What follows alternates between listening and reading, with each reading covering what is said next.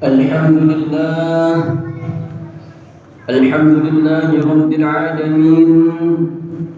نشهد أن لا إله إلا الله ونشهد أن محمدا رسول الله. اللهم صل وسلم وزد وأنعم على عبدك ورسولك نبينا ومولانا سيدنا محمد وأشرف الأنبياء والمرسلين وعلى آله وأصحابه ومن تبعهم بإحسان إلى يوم الدين. أما بعد، فيا أيها الحاضرون رحمني ورحمكم الله، اتقوا الله حق تقاته ولا تموتن إلا وأنتم مسلمون. فقال الله تعالى في الآية الأخرى مذكرا بذلك: أعوذ بالله من الشيطان الرجيم، يا أيها الذين آمنوا اتقوا الله حق تقاته ولا تموتن إلا وأنتم مسلمون. وقال رسول الله صلى الله عليه وآله وسلم: اتق الله حيثما كنت وأتبع السيئة الحسنة تمحوها وخلق الناس بخلق حسن. صدق الله العظيم وصدق رسوله النبي الكريم، ونحن على ذلك من الشاهدين والشاكرين، والحمد لله رب العالمين. Ma'asyiral muslimin rahimakumullah. Marilah kita selalu bersyukur kepada Allah Subhanahu wa ta'ala, dan tak lupa perbanyaklah salawat serta salam kepada Nabiullah Muhammad sallallahu alaihi wasallam. Apalagi di hari Jumat ini kita sangat dianjurkan untuk memperbanyak salawat serta salam kepada Nabiullah Muhammad sallallahu alaihi wasallam. Dan marilah kita tingkatkan takwa kita kepada Allah Subhanahu wa ta'ala dengan sebenar-benarnya takwa. Sebab bekal terbaik yang akan kita bawa ke alam kubur bukanlah jabatan, bukanlah harta, bukan pula keturunan, melainkan amal saleh yang kita kerjakan dengan ikhlas.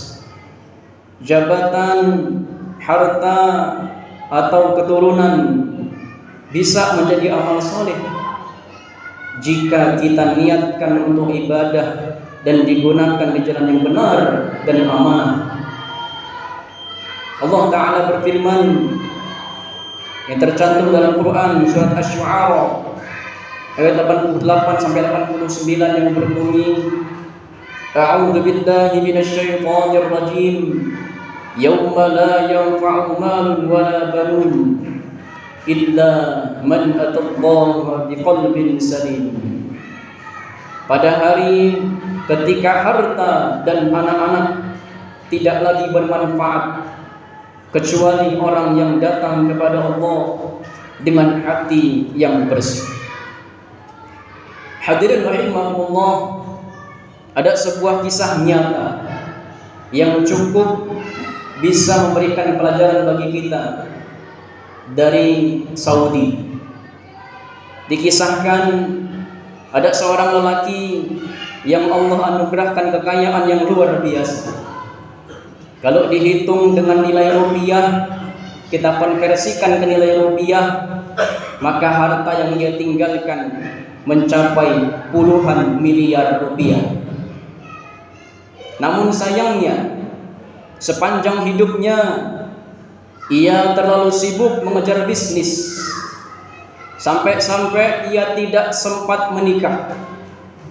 Hubungan dengan keluarganya terputus. Bahkan ia menutup diri dan tidak mau lagi bersilaturahim dengan keluarganya.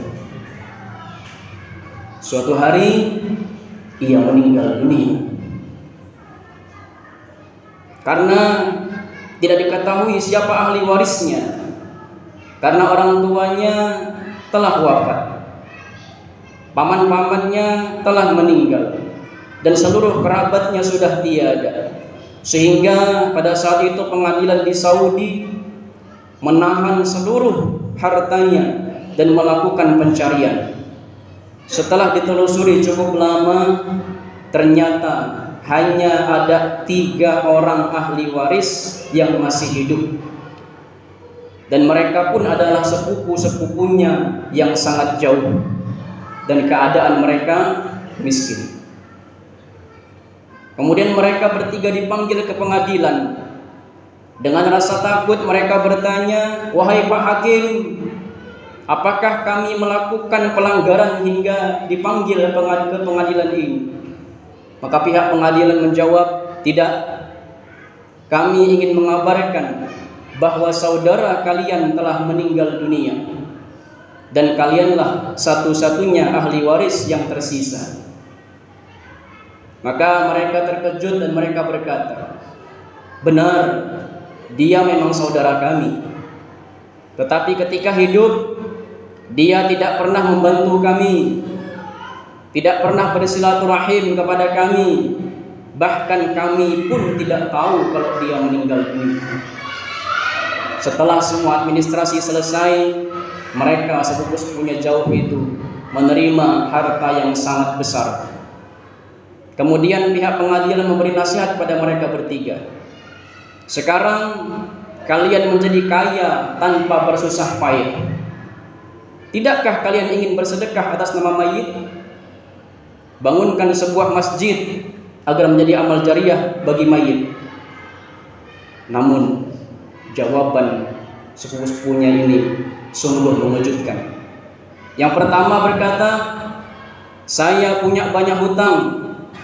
Saya ingin melunasi semua hutang saya dan menikmati hidup." Yang kedua berkata, "Saya sudah lama hidup susah. Harta ini akan saya nikmati." Dan yang ketiga mengandung pelajaran bagi kita semua. Mengapa saya yang harus membangunkan masjid untuknya? Kenapa dulu dia sendiri tidak membangun masjid ketika masih hidup? Saya tidak mau. Kisah ini benar adanya, bukan rekayasa, dan ada pelajaran besar yang tidak boleh kita abaikan. Apa pelajarannya? Jangan pernah menunda amal dengan alasan nanti anak yang akan meneruskan, nanti cucu saya yang mendoakan saya, nanti ahli waris yang akan bersedekah atas nama saya. Belum tentu.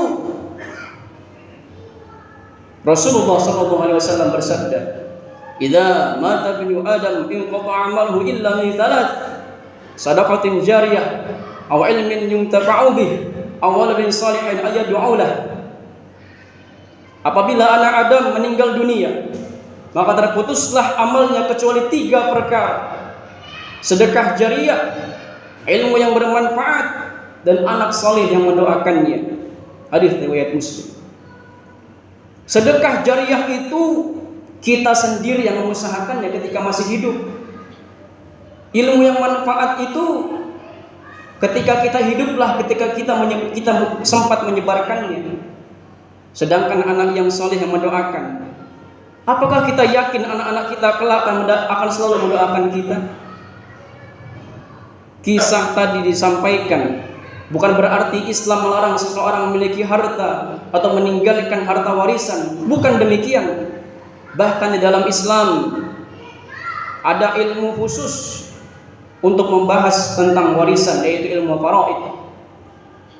Yang menjadi pelajaran dari kisah tadi adalah jangan sampai seluruh umur kita habis hanya untuk mengumpulkan harta, habis hanya untuk bekerja, sementara amal soleh yang menemani kita di alam kubur sangat sedikit. Berapa kali kita mendoakan kakek kita yang sudah meninggal? Apakah setiap hari, setiap pekan, apakah setiap bulan, atau bahkan sudah bertahun-tahun tidak pernah teringat?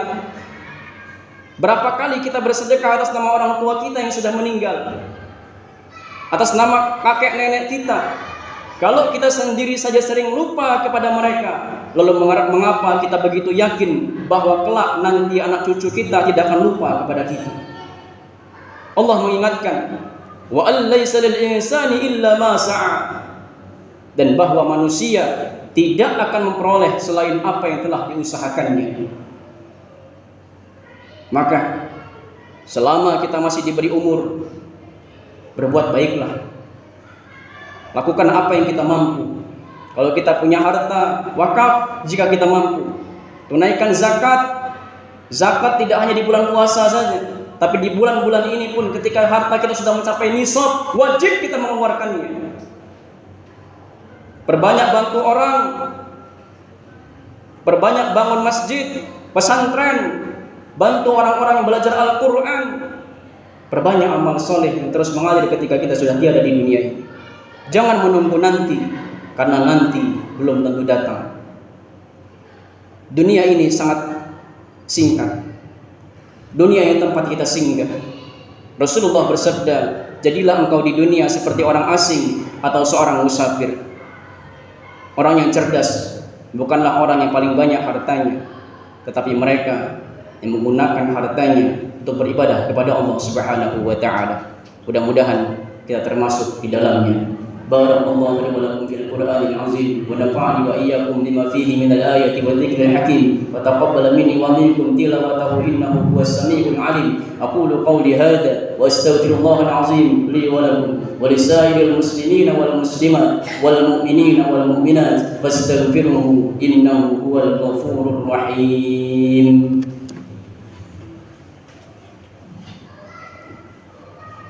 اللهم صل على سيدنا مولانا محمد وعلى آل سيدنا محمد.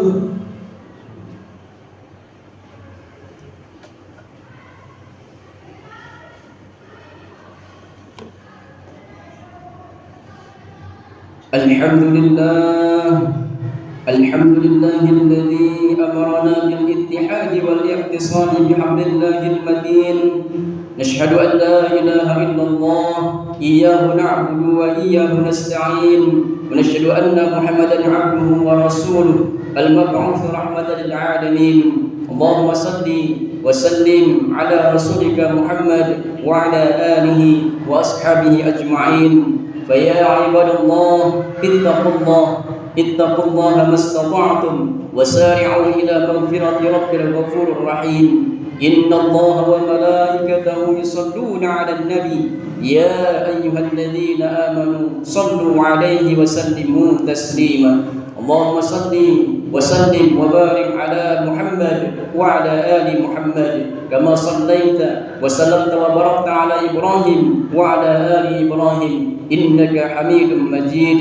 اللهم اغفر للمسلمين والمسلمات والمؤمنين والمؤمنات الأحياء منهم والأموات إنك سميع قريب مجيب دعوات فيا قاضي الحاجة. ربنا افتح بيننا وبين قومنا بالحق وأنت خير الفاتحين. اللهم افتح لنا أبواب الخير وأبواب النعمة وأبواب السلامة في الدين والدنيا والآخرة وأبواب الرزق حلالا طيبا مباركا كثيرا وأبواب الجنة برحمتك يا أرحم الراحمين. اللهم إنا نسألك حسن الخاتمة. اللهم ارزقنا توبة نصوحا قبل الموت يا مقلب القلوب ثبت قلوبنا على الدين. اللهم اجعل آخر كلامنا بتوحيد الكلام لا إله إلا الله محمد رسول الله صلى الله عليه وسلم. ربنا هب لنا من الصالحين ربنا هب لنا من الصالحين ربنا هب لنا من الصالحين. اللهم اجعلنا مقيم الصلاة ومن ذريتنا ربنا وتقبل دعاء. ربنا آتنا في الدنيا حسنة وفي الآخرة حسنة وقنا عذاب النار والحمد لله رب العالمين. عباد الله إن الله يأمر بالعدل والإحسان وإيتاء ذي القربى وينهى عن الفحشاء والمنكر والبغي يعظكم لعلكم تذكرون. فاذكروا الله العظيم يذكركم واسألوه من فضله يؤتكم ولذكر الله أكبر. أقيموا الصلاة.